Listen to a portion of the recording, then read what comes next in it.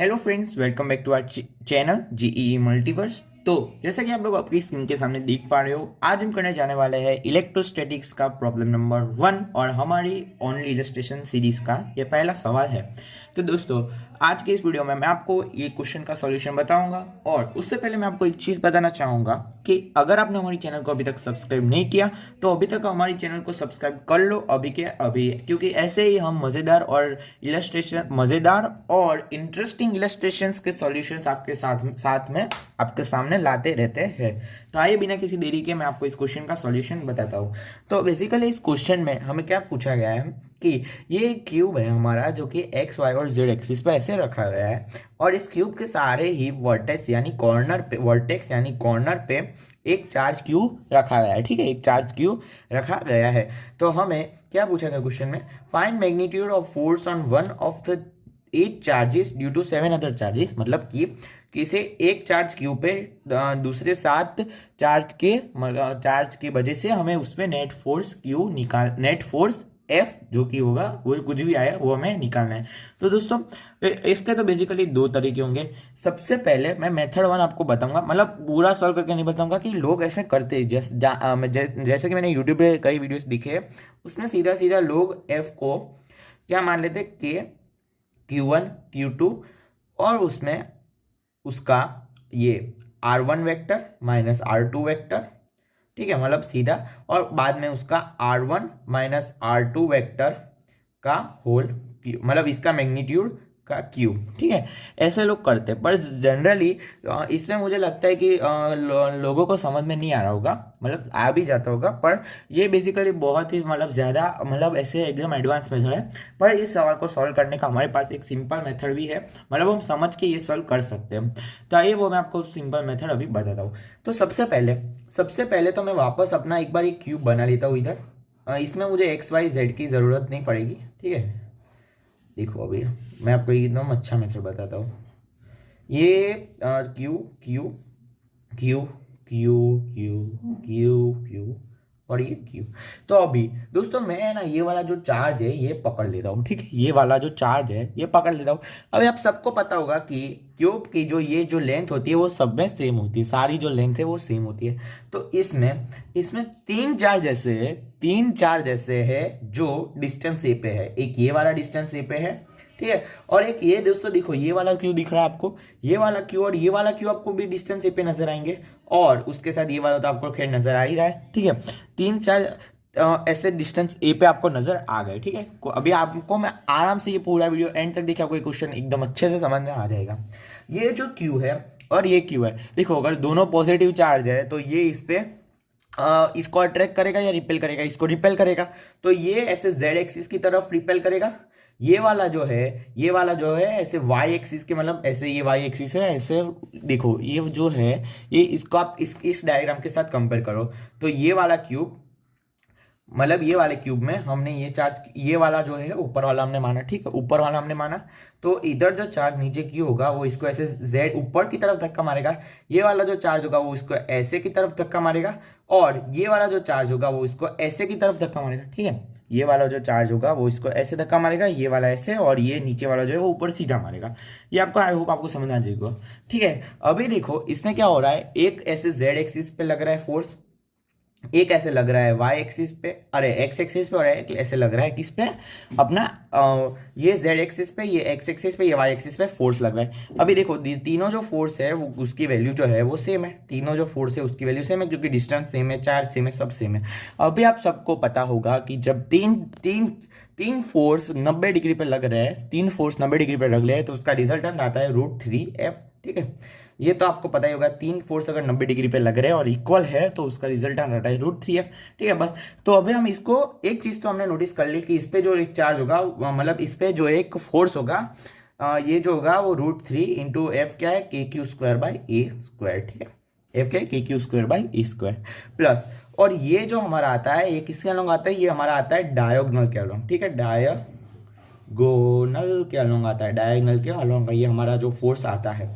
तो अभी इसका मैं देखूं, ठीक है, हमने 3 चार्ज अभी निपटा दिए, 3 चार्ज जो है वो हमने निपटा दिए। अभी इसके डायगोनल में ये चार्ज आएगा। ठीक है, ऐसे मतलब बीच वाली जिसकी लंबाई होती है √3 है, जिसकी लंबाई होती है √3 है, उसका जो है वो ये वाला आएगा, ठीक है, मतलब इसके अपोजिट एकदम नीचे और भी डायगोनल में ये वाला आएगा।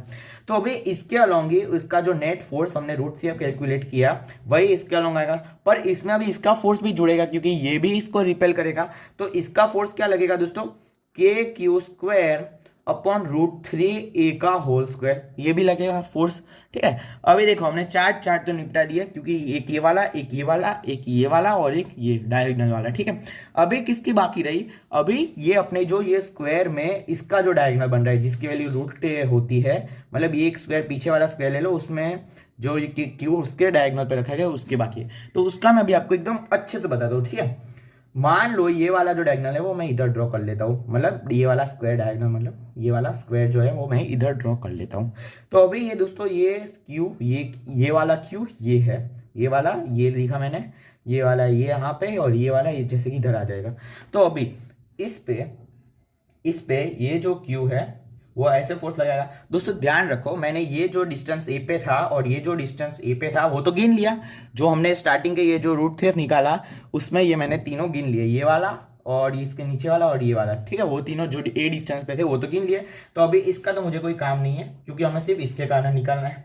तो अभी ये डिस्टेंस कितना हो जाएगा, √2 है, और ये कितना आ जाएगा KQ²/2A², मतलब √2A का होल स्क्वायर, ठीक है, आप समझ रहे हो। तो अभी ये क्या है 45 है। देखो दोस्तों अभी इसमें हमें पता नहीं है कौन सी डायरेक्शन में आ रहा है, तो हमें इसको रिजॉल्व करना पड़ेगा, ठीक है। इसका जो है हमें कंपोनेंट लेने पड़ेंगे, तो ये भी 45 और ये भी 45। तो दोस्तों अगर आप इसको यहाँ पे ध्यान से देखो तो ये जो फोर्स लगा रहा होगा वो देखो एक तो ऐसे आया और उसके दो कंपोनेंट करोगे तो ये और ये आएगा, मतलब कि किसमें किसमें आएगा, एक तो अपना आएगा आई कैप में आएगा और एक हमारा आएगा आई कैप में और एक हमारा दूसरा कैसे आएगा, ये इसमें आई कैप में और ये के कैप में आएगा, ठीक है। ऐसे हमारा आई कैप और के कैप में आएगा, ठीक है। तो अभी मैं इधर क्या लिखूंगा, सीधा सीधा इधर मैं लिखूंगा के, देखो ये इसका कंपोनेंट करूंगा तो इस साइड वाला आएगा कॉस 45 वाला आएगा और ऊपर आएगा कौन सा हमारा साइन 45 वाला आएगा।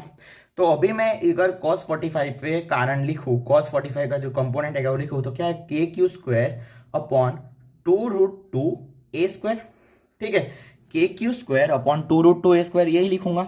और अगर इसमें मैं 2 मल्टीप्लाई करके ये क्या ये मैं लिख सकता हूँ, ये आएगा आई कैप का लॉन्ग और ये आएगा के कैप का लॉन्ग। क्या दोस्तों मैं ये लिख सकता हूँ, जी हाँ मैं बिल्कुल ये लिख सकता हूँ। पर दोस्तों यहाँ पे जो ये 2 है वो नहीं आएगा, ठीक है, यहाँ पे जो ये 2 है वो नहीं आएगा, क्यों, क्योंकि देखो ये KQ² 2√2A², एक ये आई कैप में और ये अपना के कैप में, क्योंकि दोनों 45 cos 45 sin 45 की वैल्यू सेम होती है, ठीक है। तो अभी हमने तो ये कौन से एक स्क्वायर के कारण देखा, अभी हम यही ऐसे दूसरे स्क्वायर के कारण देखेंगे। तो इसमें क्या आएगा, ये देखो एक आई कैप प्लस के कैप आया, अब दूसरा के कैप प्लस जे कैप आएगा और तीसरा आएगा आई कैप प्लस जे कैप, ठीक है, ये ऐसे तीनों आ जाएंगे। तो अभी इसमें हम क्या करेंगे, ये ऐसे तीनों आ जाएंगे तो हमें तीनों को ऐड करना पड़ेगा, मतलब कि ये तो हमने एक स्क्वायर के कारण देखा, अभी ऐसे दूसरे स्क्वायर के कारण देखोगे तो ऐसे ही सेम सीक्वेंस बनेगा। अगर पता नहीं जे कैप प्लस के कैप आ जाए वो आप खुद से देख ले सकते हो। तो यहाँ पे देखो 2 बार आई कैप में आया, इसीलिए मैं इधर 2KQ²/2√2A² और इधर क्या लगा दूंगा आई कैप प्लस जे कैप प्लस के कैप, तीनों को ऐड करना है, ठीक है। तो इसीलिए मैंने ये 2 बाहर ले लिया, क्योंकि 2 आई कैप बाद में 2 के कैप और बाद में 2 जे कैप। तो अभी ये हमारा 2 और 2 कट गया और हमें क्वेश्चन में क्या पूछा है, हमें क्या निकालना है, मैग्नीट्यूड निकालना है, ठीक है। हमें क्या निकालना है, मैग्नीट्यूड। तो इस सब का मैग्नीट्यूड आप सबको पता है कितना होता है, 1 आई कैप प्लस 1 जे कैप प्लस 1 के कैप का मैग्नीट्यूड आप सबको पता है क्या होता है, √3। तो √3 होता है तो इसका फोर्स क्या हो जाएगा, √3 multiplied by KQ² upon √2A², ठीक है, √3 KQ² अपॉन √2A²। तो ये भी हमने इस चार्ज पे Q मतलब जो भी हमने सिलेक्ट किया था स्टार्टिंग में, इस पे हमने ये नेट फोर्स निकाल लिया। तो अभी पहले हमने जो नेट फोर्स ये निकाला था और अभी बाद में ये निकाला, तो हम सबको ऐड कर देते। तो मैं आपको दूसरे पेज पे आपको अच्छे से एकदम बताता हूँ कि नेट फोर्स क्या आएगा। तो हमने तो सबसे पहले वो जो 3KQ² upon 3KQ² upon 3KQ² थोड़ी है हमारा, दो मतलब तीन फोर्सेज XYZ पे 90 डिग्री में ऐड कर रहे थे, तो उसका आएगा √3 KQ² अपॉन A² क्योंकि वो √3 है, ठीक है, ये आया था। ये तो वो जो 3 फोर्सेज A डिस्टेंस पे थे उसका हमने लिख दिया। अभी दूसरा हम लिखेंगे, दूसरा हम किसका लिखेंगे, दूसरा हम लिखेंगे डायगोनल का। एक वो डायगोनल का भी मैंने आपको आगे बताया था, जिसका डिस्टेंस कितना था, √3A था, उसका भी हम लिखेंगे। तो अभी उसका हम क्या लिखेंगे, KQ² अपॉन √3A का होल स्क्वायर। और दोस्तों जैसा कि आप सबको पता है, लास्ट में हमने जो ये स्क्वायर बना के निकाला है इस चार्ज क्यू के कारण, इस चार्ज क्यू के कारण इस चार्ज क्यू पे जो हमने निकाला, जिसपे हमने कंपोनेंट ब्रेक करके किया, उसमें उसका हमारा जो वैल्यू आया था वो कितना था, √3KQ² बाय √2A², ठीक है, ये हमारा आया था। तो अभी हमने देखो नेट फोर्स तो हमने सबका निकाल ही लिया, बस अब आप इस सबको ऐड करके या आपको ऑप्शन में जो भी दिया हो उसको आप ऐसे निकाल सकते हो, ठीक है। तो यही हमारा इस सवाल का जो होगा वो आंसर हो जाएगा। तो दोस्तों इसमें सबसे पहले जो एक चीज़ सीखने वाली थी वो ये थी कि हम इसमें आई कैप प्लस की कैप, ये सीमेट्री के कारण हम ये ऐसा लिख सकते हैं। इसमें शायद जी के प्लस आई कैप भी आ सकता है, पर वो आप देख लेना, पर आएगा तो ऐसे ही, ठीक है। तो ये बाद में हमने √3 इसलिए लिया क्योंकि इसका हमें मैग्नीट्यूड पूछा गया है, इसलिए आई कैप प्लस वन आई कैप प्लस 1 जी के प्लस 1 के का मैग्नीट्यूड आ जाएगा √3। तो इसी के साथ, और ये तो आपको ऊपर जो है ये सिंपल है, वो मैंने आपको बता ही दिया कि मैंने ये कैसे लिखे। तो इसी के साथ हमारा इस सवाल का जवाब जो होता है वो यहीं पे खत्म होता है, और यही हमारा है इसका आंसर, ठीक है। और अगर आप दूसरी मेथड से करना चाहो तो आप इस मेथड से कर सकते हो, जैसे कि आप यूट्यूब के दूसरे वीडियो पे सर्च करोगे कि ऑल द चार्ज क्यूज, मतलब ये इंग्लिश में लिख के, तो आपको इस मेथड से किया होगा। पर ये जनरली लोगों को समझ में आएगा, क्योंकि मुझे भी पहली बार में ये समझ में नहीं आया था, तो इसीलिए मुझे लगा कि मुझे इस क्वेश्चन पे ऐसा वीडियो बनाना चाहिए कि आपको समझ में आए। तो ऐसे ही नए और इंटरेस्टिंग क्वेश्चंस के सॉल्यूशन के लिए हमारी चैनल JEE मल्टीवर्स को जरूर से एक बार सब्सक्राइब कर देना। थैंक यू दोस्तों मेरा ये वीडियो देखने के लिए।